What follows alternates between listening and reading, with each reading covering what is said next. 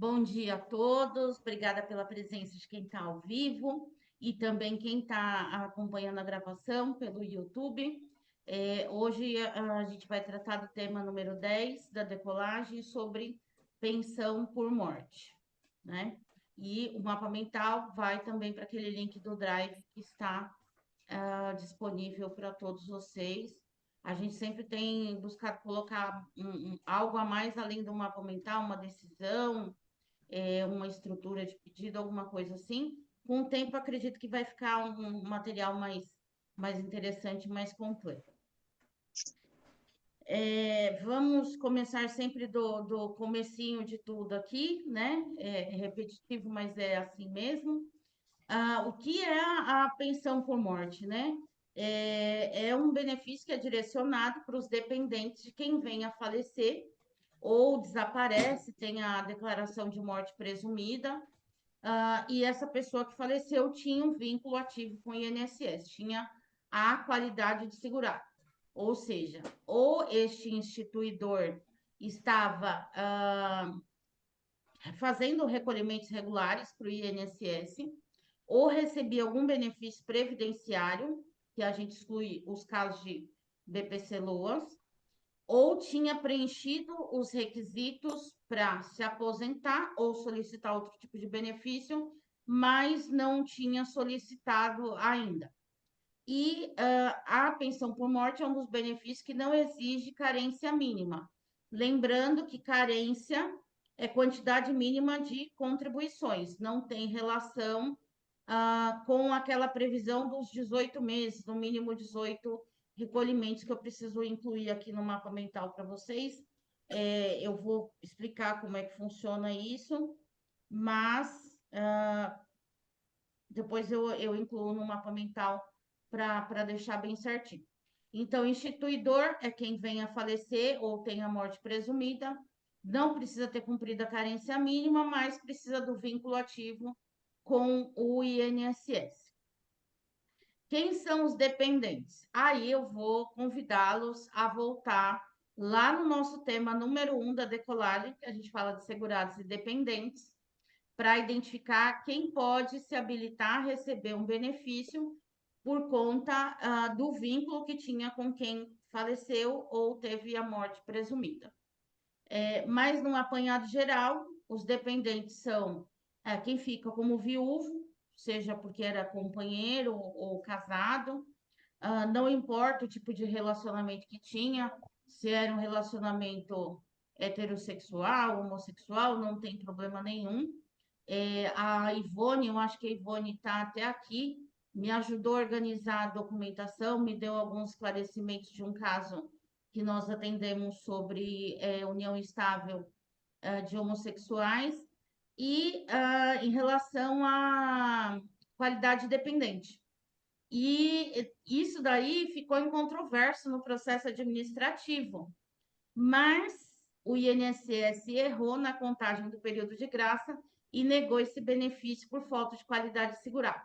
Já estamos aí com tudo prontinho para ajuizar, demonstrando que, como do último vínculo, este instituidor havia recebido seguro-desemprego, o período de graça dele conta do fim do seguro-desemprego. Então, tem a extensão desse período de graça. Então, primeira classe dos dependentes, viúvo, viúva, os filhos até 21 anos ou inválido de qualquer idade, essa é a primeira classe.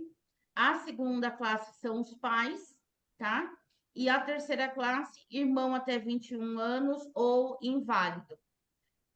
O que acontece? Por que tem essa divisão de classe? Porque se tiver um dependente da classe superior anterior, retira o direito daquele dependente da classe seguinte receber o benefício. Um exemplo, a pessoa faleceu, não era casado, não tinha união estável, era uma pessoa solteira, mas tinha um filho. Então, esse benefício, a primeira classe, a prioritária, é para o filho. Aí, o pai, mesmo que o pai fosse dependente, né, os pais, o pai ou a mãe, fosse dependente deste instituidor, não vai receber a pensão por morte porque tinha alguém da classe preferencial, um filho, para receber o benefício. Já atendemos também caso em que a mãe conseguiu receber a pensão por morte, porque o filho veio a falecer, ele não tinha nenhum relacionamento, não tinha união estável e não tinha filhos. Então, ficou comprovada a dependência econômica da mãe com este filho. E o irmão, se não tiver cônjuge, companheiro, não deixou ninguém de viúvo, não deixou filhos e não deixou pais, o irmão até 21 anos ou inválido tem direito a se habilitar à pensão por morte também. Quem deixa de ser dependente? Quem encerrou o relacionamento, seja porque separou judicialmente, fez um divórcio, fez a. Como é que chama aquela ação? Reconhecimento de solução de união estável e não teve nenhuma previsão de pensão alimentícia em nenhum período. Então, deixa de ser dependente, a não ser comprove que, mesmo sem documento, recebia uma ajuda mensal, o sustento, quem era responsável pelo sustento era este instituidor, essa pessoa que veio a falecer. Quem completa 21 anos sem ter nenhum diagnóstico de invalidez, antes de, né, até 21 anos, ou antes. Se a pessoa, antes de 21 anos, vir a casar, constituir um eu pego para CNPJ, ela. se tornar sócio de alguém, for aprovado em um cargo público, for aprovado em um concurso, assumir o emprego público, tiver a emancipação ou cessar a invalidez. Essa questão da emancipação, muita gente imagina assim, nossa, mas isso daí é muito raro de acontecer, isso daí é só para quem tem muito dinheiro. Não necessariamente. Na época que eu estava me formando na faculdade, o meu TCC, eu escolhi o tema de trabalho noturno. E eu consegui minha aprovação porque na mesa, né, eu entreguei o material, né, aquelas 30 páginas lá do TCC, o material físico, e fui para a banca da aprovação para apresentar o meu TCC de trabalho noturno e responder as perguntas. E uma das perguntas que foram feitas, na verdade, a última que foi assim, sensacional, sair de lá chorando, ninguém entendia por quê, mas eu fiquei feliz pelo resultado que eu tive. Um professor me perguntou o seguinte: ele falou assim, ó, para trabalho noturno é vedado para o menor. Então, imagine um adolescente aí de 16 anos que é contratado por um time de basquete. Ele usou um tema que era recorrente na época, que tinha um campeonato com alguns adolescentes se destacando. Então, ele falou: se o jogo desse adolescente, que é televisionado numa rede de esportes, rede de TV de esportes, a gente vê que esse jogo ultrapassa as 10 horas da noite, qual é a forma que autoriza esse adolescente a participar? Porque ele é contratado pelo clube, ele tem um salário. E aí a resposta era emancipação. Então, muitos adolescentes dessa área de esportes e alguns da área artística, os pais emancipam para que eles possam trabalhar, para que eles possam exercer a continuidade daquela função deles, seja no esporte, seja em arte, qualquer forma dessa, tendo um contrato regular. Então, pensar e perguntar, esse adolescente, esse dependente, passou por emancipação? Se emancipar, que aí a lei civil, a partir dos 16 anos, também encerra a condição de dependente. Aqui eu coloquei DER e DIP. DER é data de entrada de requerimento, a data que é feito esse pedido do benefício, e DIP a data de entrada ou data de início de pagamento. Então, quando fizer a DER, né, fizer a solicitação desse benefício em até 180 dias a contar do óbito e o dependente tiver até 16 anos, recebe desde a data do óbito. Agora, para os demais dependentes, o prazo é de 90 dias para receber desde a data do óbito. Veio a falecer em novembro, de 2023 e fez o pedido do benefício só em março. Já passou 90 dias, então, se for um dependente que não é de até 16 anos, vai receber a pensão a partir da data do pedido. Não, mas um dos dependentes é de até 16 anos. Como está dentro do prazo de 180, vai receber o benefício desde a data do óbito. Então, nem sempre a pensão por morte é paga desde a data do óbito. Isso aqui é a regra que é aplicada no administrativo, tá? Então, deixei aqui a dica para pesquisar a lei civil, porque não corre prescrição contra menor ou incapaz. Então, na regra civil, pelo processo civil, judicialmente, você pode contestar para retirar essa limitação de até 180 dias para quem tem até 16 anos de idade, tá? Valor do benefício. Quem recebe, olha, eu vou passar, tudo que eu estou passando aqui, gente, é regra atual, tá? Não estou mexendo com a regra anterior da pensão por morte antes da reforma e antes de 2015, tá bom? Então, seriam análises de casos novos. Quem recebe 100% da pensão por morte? Se tiver dependente inválido ou se essa pensão por morte ocorreu por um acidente de trabalho ou em decorrência de uma doença profissional, tá? Então, essa é a regra geral para receber 100% dessa pensão por morte. Não foi acidente de trabalho e não tem nenhum dependente inválido. Então, vai apurar aquela média de 60% dos recolhimentos a partir de julho de 94 em diante, coloca mais 2% para que para o homem que superou 20 anos de contribuição e 2% para a mulher que ultrapassa 15. Dessa média apurada, aí aplica a alíquota fixa de 50%, que é geral, mais 10% por dependente. Deixou só um viúvo, deixou só uma viúva. Então, alíquota fixa de 50% e mais 10% que só tem um dependente. Deixou o viúvo e 2 filhos. 50% fixo, 10% para o viúvo e 10% para cada filho. Então, esse benefício vai ser de 80%. Deste benefício de 80%, ele tem que respeitar o mínimo do salário mínimo, tá? Agora, qual a duração dessa pensão por morte? Em relação à duração, isso não veio com a reforma, tá? Isso é de, salvo engano, 2015 que houve essa alteração. Quem vai receber a pensão por morte vitalícia? Quem for inválido, o dependente inválido, essa pensão por morte ela não cessa, a não ser que tenha até seja identificado, né, que cessou essa invalidez.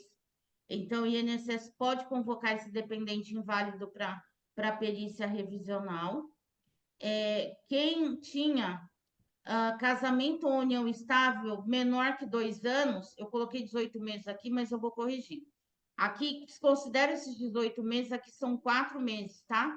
Eu vou fazer a alteração para encaminhar para vocês esse mapa mental. Então, casamento ou união estável menor que 2 anos, vai receber só 4 meses. O filho e o equiparado ao filho que não tiver invalidez recebe só até os 21 anos, não importa se teve está cursando faculdade ou outro problema. Aquela extensão da pensão até os 24 anos, pendente o curso superior, é só da lei civil, da regra previdenciária. Isso está previsto na lei e já é entendimento simulado, tá? Tem um tema que fala que não é possível essa prorrogação. Então, só vai prorrogar acima dos 21 se tiver invalidez.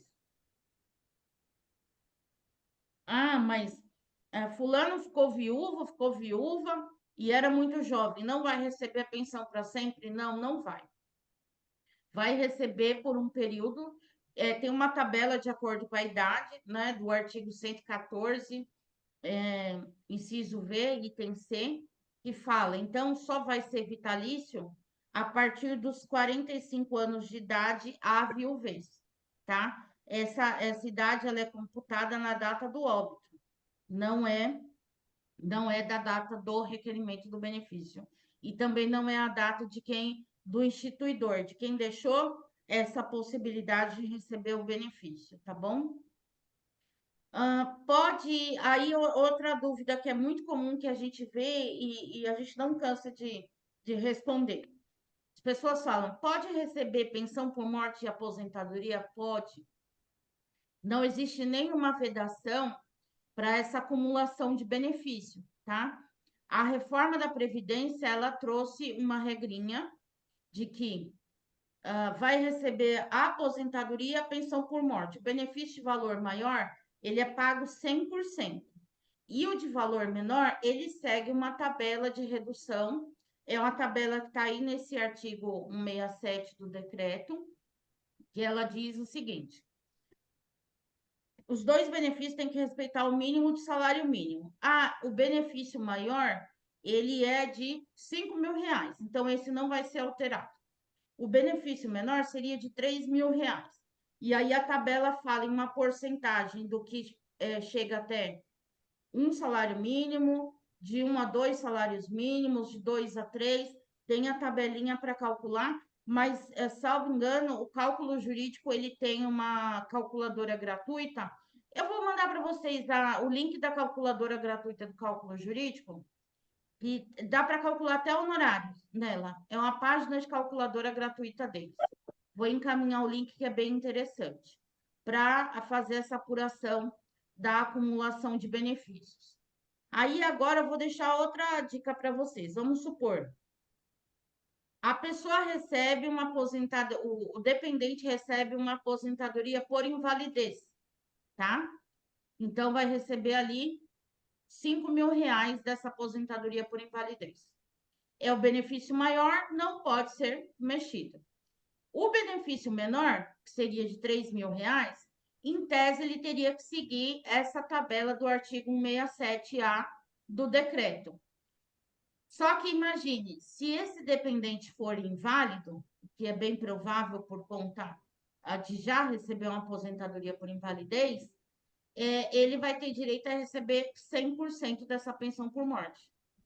Essa tabela aqui, ela não aplica no caso da garantia do dependente inválido. Por quê? A lei, ela prevê uma proteção maior e o INSS tem que oferecer, disponibilizar o melhor benefício que esse dependente ou segurado tenha direito, tá? E para a gente finalizar e abrir aqui para as perguntas, nosso bate-papo, dá para fazer revisão de pensão por morte? Dá. Como é que funciona essa revisão? Se for para o dependente, é prazo de 10 anos a contar do início de benefício. 10 anos do primeiro pagamento. Não, mas na verdade eu quero pedir uma revisão porque o instituidor trabalhava em atividade especial, tá? E a aposentadoria que recebia, o benefício que precedia, né, essa pensão por morte, ele teve um cálculo errado. Então, tem o prazo para revisão? Tem 10 anos do primeiro pagamento daquela aposentadoria, que é o benefício que precedeu, que permitiu a pensão por morte. Então, nesse caso, tem que calcular qual a vantagem financeira, quando é o dependente que vai pedir revisão do benefício que precedeu, do benefício do instituidor. Qual a vantagem financeira no aumento daquele benefício anterior? Vai aumentar R$ 200 por mês. Beleza, ótimo. R$ 200 por mês, se a gente pensar em 13 meses, que é o ano mais o 13º, são R$ 2.600. A quantia que não dá para jogar no lixo. Mas aí tem que avaliar o seguinte: qual vai ser a alíquota fixa depois desse benefício? Será que alterando aqui esse benefício que antecede a pensão por morte, esse cálculo aqui vai continuar sendo vantajoso? Então, tem que avaliar se é cabível, se tem vantagem financeira, qual vai ser o reflexo aqui, se vai ser vantajoso esse cálculo de pensão por morte. E o terceiro cálculo é o da acumulação de benefício. Se tiver acumulação de benefício e não entrar naquela condição de dependente inválido, talvez não seja tão interessante assim essa revisão. Bom, sobre a pensão por morte, o nosso apanhado geral seria esse, né? Para dar um direcionamento para as análises, para os cálculos, tá? E agora eu quero ouvir as perguntas de vocês e que vocês troquem as experiências com a gente também sobre esse assunto da pensão por morte. A Ana está com a mão levantada, é impressão minha? Oi, Camila, eu levantei sem querer, eu ia mandar uma figurinha e levantei a mão. Desculpa Ah, aí. imagina, tranquilo. A Ivone pode abrir e participar aqui com a gente, um minutinho? Eu gostaria que ela explicasse, da forma que ela explicou, em relação a comprovar a união estável ou homoafetiva, porque ela me deu um toque muito interessante. Eu não estou vendo mais a Ivone aqui, então eu vou reproduzir o que ela me explicou. A gente teve aquele congresso lá da OAB Santa Maria em janeiro, e no meio do bate-papo conversei com ela do caso da pensão por morte que a gente estava tratando. E aí ela deu uma dica, eu falei para ela, falei, olha, eu tenho o comprovante da viagem que o casal fez, né? Tá Do ouvindo? passeio, reservaram avião, hotel, tudo mais. E aí ela me deu a dica, ela falou assim, olha na reserva se o quarto reservado foi o mesmo e se pediram cama de casal e se informaram qual o estado civil, né, na compra desse pacote de viagem. Por quê? Nós podemos viajar com quem a gente quiser, seja porque é casado, que é companheiro, com um amigo, com um sobrinho, com um irmão, um primo, vó, qualquer pessoa. Mas para esse documento, esse pacote de viagem, servir como prova de uma união estável, o ideal, no caso da união estável homoafetiva, é que a reserva seja para o mesmo quarto e que tenha anotação, um apontamento nessa reserva de que este casal vai utilizar a mesma cama, solicitar a cama de casal, tá? Porque só a prova de mesmo endereço, todo mundo pode morar com um colega, um amigo, um primo, não tem problema nenhum. Então, a gente tem que demonstrar o seguinte: o que o INSS não vê, não sabe sobre aquela situação. Nós sabemos a história que o cliente nos traz. Então, a nossa tarefa para alcançar esse benefício é sempre utilizar a história e a documentação para comprovar, demonstrar que preenche os requisitos desse direito, desse acesso ao benefício.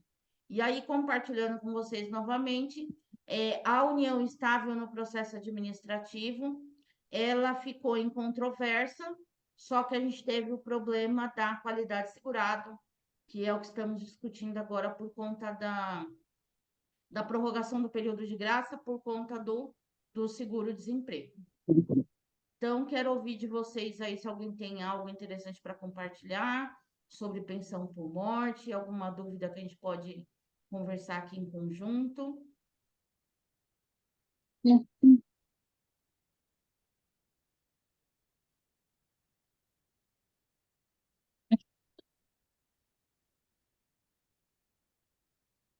Bom dia, doutora Camila. Tudo bem? Bom dia, doutora Armando. Tudo ótimo, e o senhor?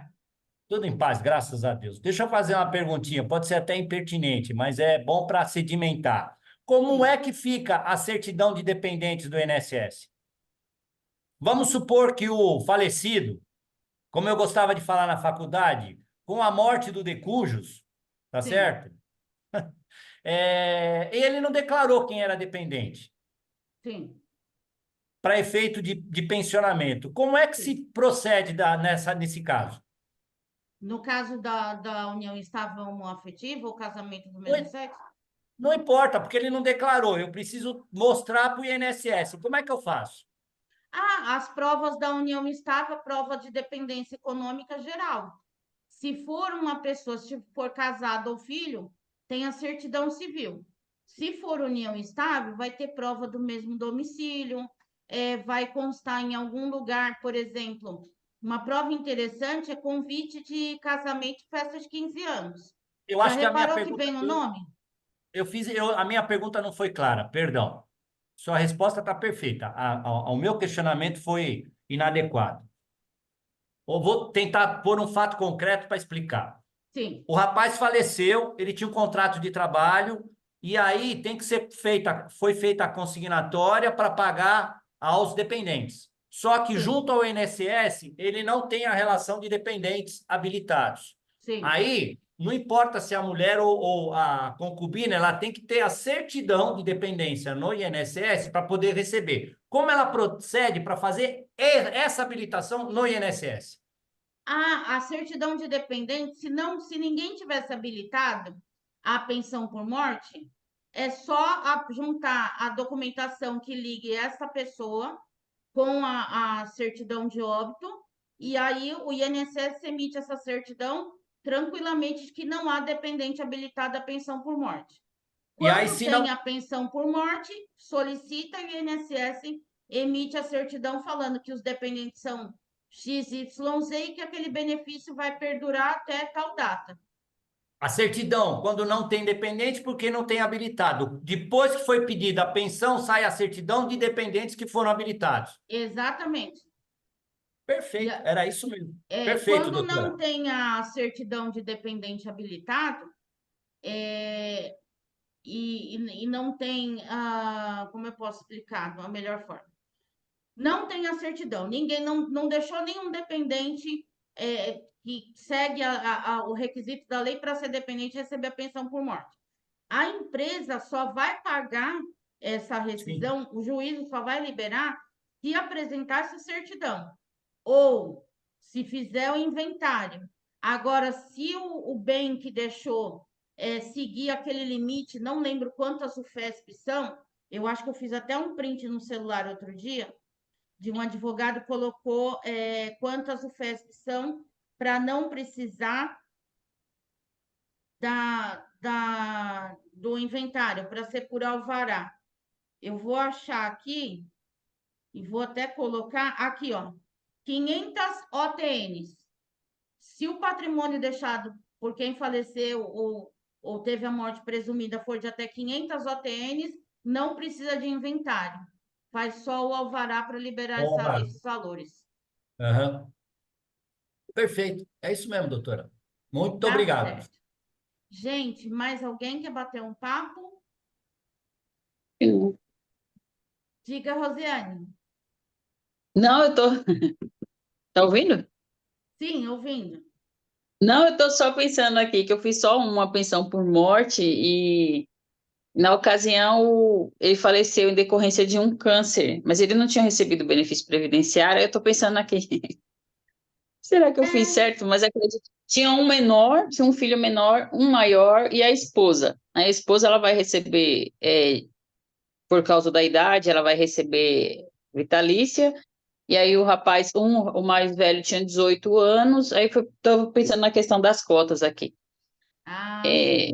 O menor recebeu desde a data, foi dada entrada quase 180 dias, mas ainda estava dentro do período. Então, a cota parte do menor, ela foi disponibilizada desde a data do óbito, entretanto, a esposa e o filho mais velho receberam só da data do requerimento.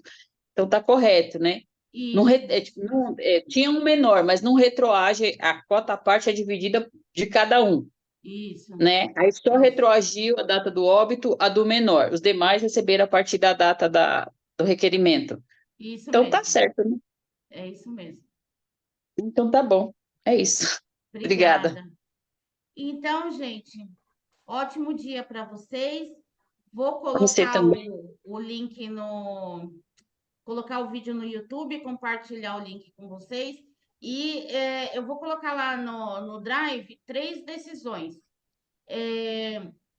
Uma revisão de pensão por morte para comprovar que a dependente era inválida e o juiz reconheceu que ela deveria sim receber 100%. O outro é um caso de pensão por morte de rateio entre ex-esposa, né, que recebia pensão alimentícia e mais a companheira que ficou viúva. E um outro acórdão, que é de um caso que este segurado faleceu, ele não tinha mais qualidade de segurado, mas a gente conseguiu comprovar a atividade especial dele e, com isso, a viúva consegue receber a pensão por morte num valor bem interessante, tá bom? Quero agradecer a todos e próxima semana a gente volta sobre salário e maternidade, que está cheio de novidades, né? Depois da ADI 2110 do STF. Tá bom? Tá Obrigada. bom. Ótimo dia, ótima semana para vocês. Tchau, até Obrigada, logo. Camila. Obrigada, Camila. Obrigada. Obrigado. Tchau, Obrigada. tchau. Bom dia. Tchau. Tchau, Camila, obrigada. Bom dia. Bom dia.